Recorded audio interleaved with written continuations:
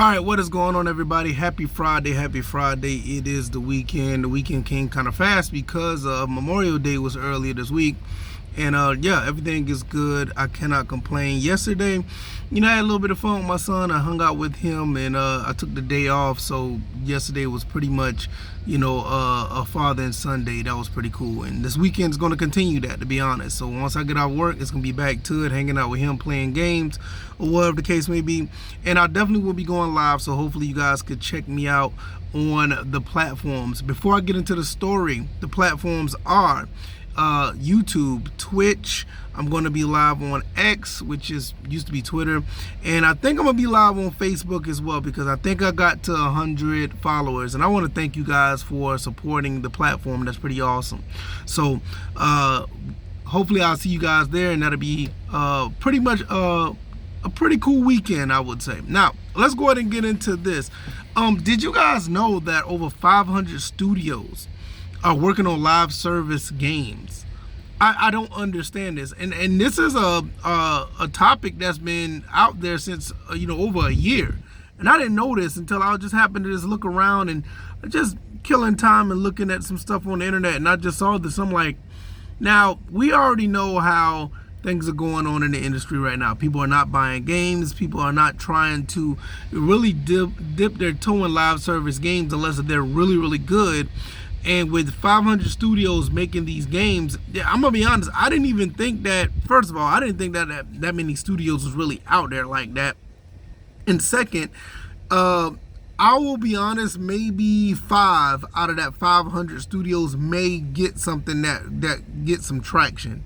So you're looking at probably about, maybe 90 something percent that these live service games are going to fail, because all of these games can't survive, because once one good live service game is out there, everybody's going to play that one and maybe have 2 or 3 more to play.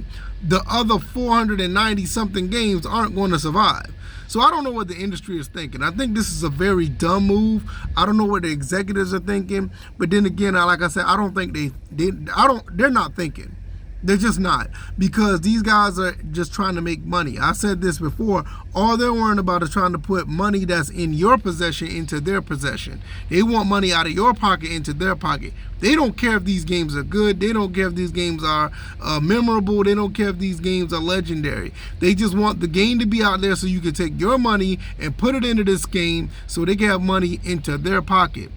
And this is another reason why I think that the industry is going to have a serious issue going forward. They already have one, but it's just going to get worse if they're going to continue this route. I think like right now, only a third of those games actually were somewhat successful. And being somewhat successful is the fact that I'm saying that they made some type of revenue, not necessarily saying that they made a profit. Those are two different things. You can make revenue just basically saying, oh, I got money coming in, but if that money is still have you in the red, you're not making a profit. So a lot of these companies are still, treading water, or they're just trying to climb out of quicksand as they're making these games. Tried and true methods if you want to make a game. To be honest, just make a good single player experience and have a little bit of multiplayer on the side. That's always been working. To be honest, that's what made Call of Duty what Call of Duty is today. They made a really good single player, and the multiplayer was just on the side, and just so happened that the multiplayer was really good. So if any company that can continue to make those type of games, they're going to be successful. And on top of that, they can't be throwing a lot of money into these games, and they're just going to have to make the games with a lower budget and just be a really fun game to play. Just because you have great graphics and you put all this money into AI and all this money into the ray tracing and all that, that doesn't mean anything unless if you can't make the money back. You're better off just cutting the fat off the game. And let's say if the game is $3 million to make, bring it down to 100 million, bring it down to 50 million, and still put the mechanics in the game that people will love. And that's how you make a great game that will stand the test of time. And you might not make all the money in the world, but you will make a profit, and you build on that over and over and over again. You recreate the wheel. You just continue to move that cycle to the point where you make a lot of money, not just come from one hit. You can make a lot of money off of, let's say, 4 or 5 hits. Those $300 million games that you are making, you can break that down, divide that by 6 and make, 5 great games, and you will make that same profit. So this is the problem that these companies are having at the end of the day, to where, look, you can't just make all of these live service games and be, somewhat successful. That's just not going to happen. For every live service game that makes it big, there's like 20 of them that don't. In some cases, even worse than that. And in some cases, there's not that many live service games that making it big in general. People are still playing Fortnite. People are still playing Minecraft. These are games that came out, decades ago, almost decades ago. It's getting that old.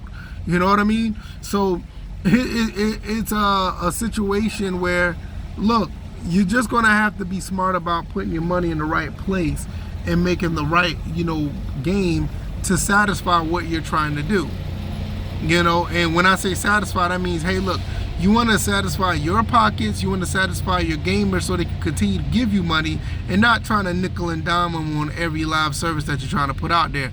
Because the truth be told, it is getting old now. People are starting to realize, like, hey, this is not sustainable, not just for the industry, but for the customer or the gamer as well.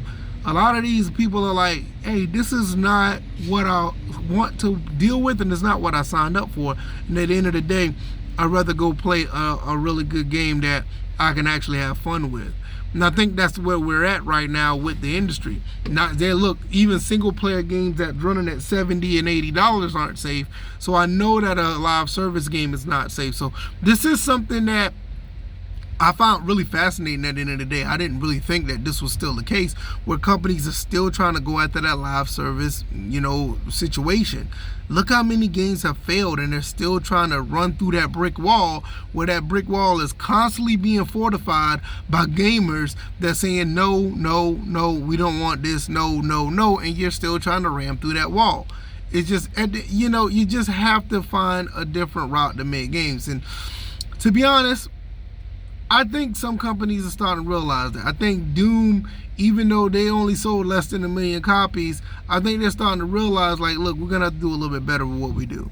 And I think with the Clair Obscur 33 situation, where the game is $50, I think more people are starting to say, like, look, these $50 games, these indie games, these AA games are actually doing great, and maybe we need to follow that model.